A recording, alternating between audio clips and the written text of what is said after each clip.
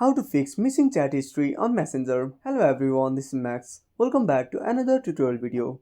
So let's dive right in without wasting any time. First of all, open up Messenger. Now on the chat page, simply tap on messages are missing, restore now. Now enter your PIN and tap on continue to restore the chat. If you don't find the option here, go back. Tap on the three lines at the top left corner.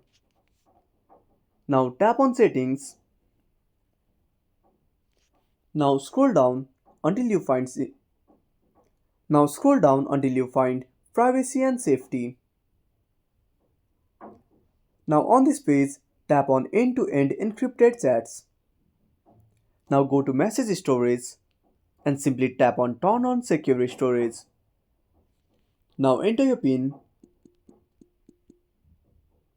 and that's it. Wait for some time and your chat will be restored. Thanks for watching. Make sure to subscribe our channel and hit the bell icon. See you in the next video.